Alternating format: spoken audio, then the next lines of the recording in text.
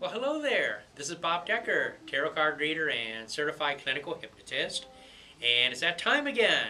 It's time for Bob's Blazing Tarot Blog.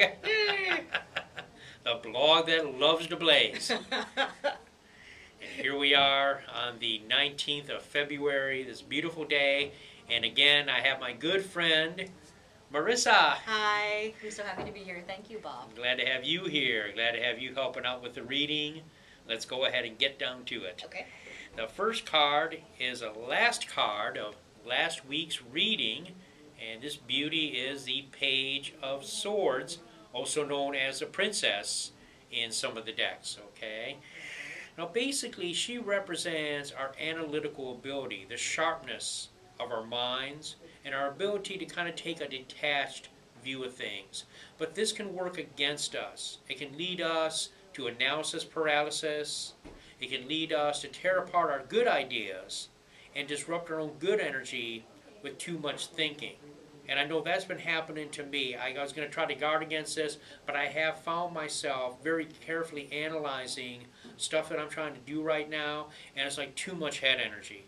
I got a lot of stuff going on. I've come up with another CD. I'm looking at starting an MP3 download store on my website, and it's like, you know, and I'm also want to work on a DVD. I got a bunch of stuff going, and it's like a part of my head is going like, well, no, you got to do this first, and then you got to do that, and you got to do this, and then you got to do that, and it's like, okay, let's just set the priorities and stick with them, and not get tossed back and forth. Right, Red? Absolutely. And as Bob was saying, the Page of Swords, we're moving out of our own analysis and out of our own heads.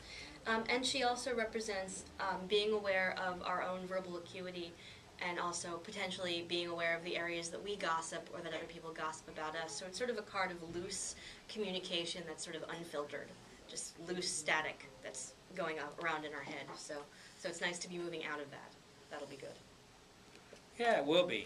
And we're going to be moving out of that. We're going to be moving beyond rectal cranial inversion.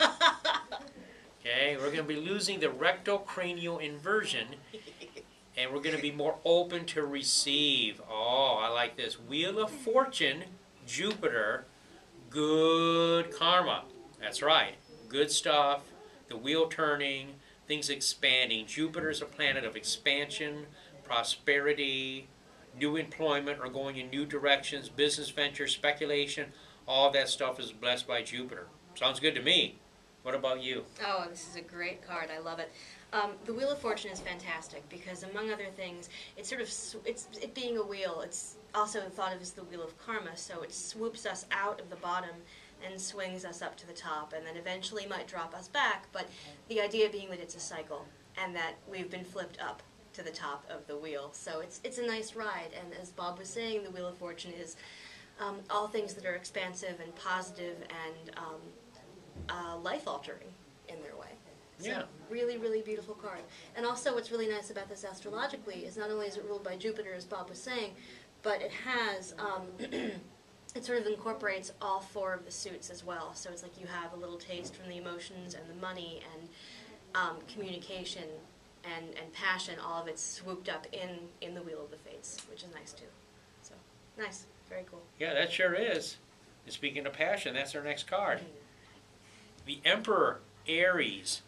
Aries is a fire sign, okay, a cardinal fire sign. In other words, it starts stuff up, okay, strong initiation, strong beginnings. And Aries is ruled by Mars. So it's like the opposite of Jupiter.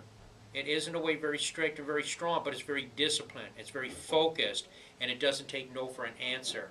Okay? So we're going to take the good things from Jupiter, the gifts and the blessings of Jupiter, and we're going to rigidly apply to our lives in ways that are beneficial for us. This is a very beneficial card. This is us having a lot of initiative, a lot of drive, a lot of capacity to build our lives in the direction that we want to build them in.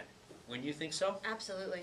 And the Emperor is also fantastic because, as Bob was saying, strong start, strong initiative, strong passion, and also traditionally masculine principles, whereas the Empress in the tarot deck represents mothering principles, nurturing, creativity, and things like that. The Emperor represents leadership and being dynamic, being creative, being vibrant, and being a leader on all fronts, and being very passionate, making no apologies about your leadership abilities, your confidence, and your skills in those areas. And also and obviously also, as Bob was saying, very Mars ruled, very Aries ruled.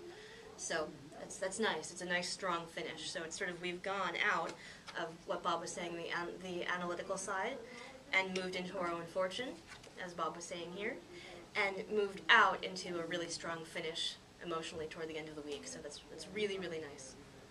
Yes, that is. Nice job. How do they get a hold of you? You can get a hold of me either by going to griffinsloft.com and going to the bios. You can also Google me on to find my Facebook fan page. You would put Marissa Cohen into Google.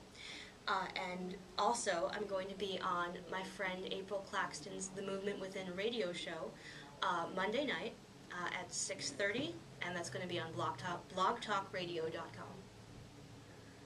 Excellent. Excellent, outstanding. So you're staying busy. I am staying busy, and I'm really grateful for it. It's been a lot of fun. Yeah, it sure has been. We have a lot of fun here at the Griffin's Loft. And before we let you go, I know you're looking at my shirt. You can't read all of it. It says peace, love, and frogs. Yay! Ribbit. Excellent. Can't do those ribbits as deep as I used to.